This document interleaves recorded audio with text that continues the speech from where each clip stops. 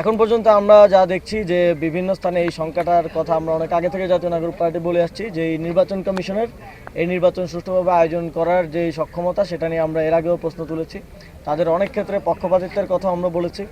এবং নির্বাচন যত ঘনিয়ে আসছে তত আমরা দেখতে পাচ্ছি যে মাঠ পর্যায়ে নির্বাচন কমিশন এবং সরকারের কন্ট্রোলের জায়গাটা একটা নির্বাচন আয়োজনের জন্য যতটুকু হওয়া উচিত একটা আদর্শ অবস্থায় তেমনটা নেই এবং আমরা ইতিমধ্যে দেখেছি যে অনেক জায়গায় সংঘর্ষ হচ্ছে। একটি নির্দিষ্ট দলকে বিশেষ সুবিধা অনেক ক্ষেত্রে দেওয়া হচ্ছে। আমরা দেখেছি একটি জায়গায় জামায়াতে ইসলামীর একজন উপজেলা সেক্রেটারি তাকে হত্যা করা হয়েছে কুপিয়ে। তো যখন এই ধরনের ঘটনাগুলো ঘটছে তখন 11 দলীয় জোটের পক্ষ থেকে যেহেতু আমাদের মূল উদ্দেশ্য একটা নির্বাচনের মাধ্যমে একটা গণতান্ত্রিক রূপান্তর, একটা স্থিতিশীল বাংলাদেশ, একটা সুন্দর বাংলাদেশ গড়ে তোলা, সেজন্য আমরা এই বিষয়গুলো অনেক ক্ষেত্রে এখন পর্যন্ত ধৈর্য সহকারে আমরা আরও একটু অবজার্ভ করছি। তবে আমাদের দিক থেকে আমাদের স্পষ্ট, আমাদের মাঠ পর্যায়ে থেকে শুরু করে সব দিকে খুব স্পষ্টভাবে এবং দলগুলোর মধ্যে কমন আন্ডারস্ট্যান্ডিং আছে। যদি এভাবে চলতে থাকে এবং সর্বোপরি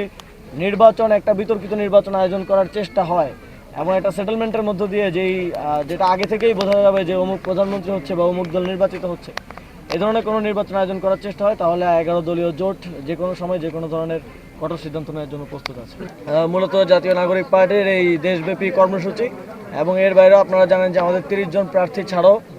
270টি আসনে আমরা গণভোটের প্রার্থীও ঘোষণা করেছি, যার ফলে 300 আসনেই আমাদের রাজনৈতিক কর্মসূচি রয়েছে এবং গণভোটে হ্যাঁ ভোটকে জয়যুক্ত করার মধ্য দিয়ে আবু সাঈদরা যে কারণে জীবন দিয়েছেন এবং তার প্রেরণা নিয়ে আরও প্রায় 1400 শহীদ জীবন দিয়েছেন, তাদের যেই আত্মত্যাগ, সেই আত্মত্যাগের কিছুটা হলেও আমরা প্রতিদান দিতে পারবো।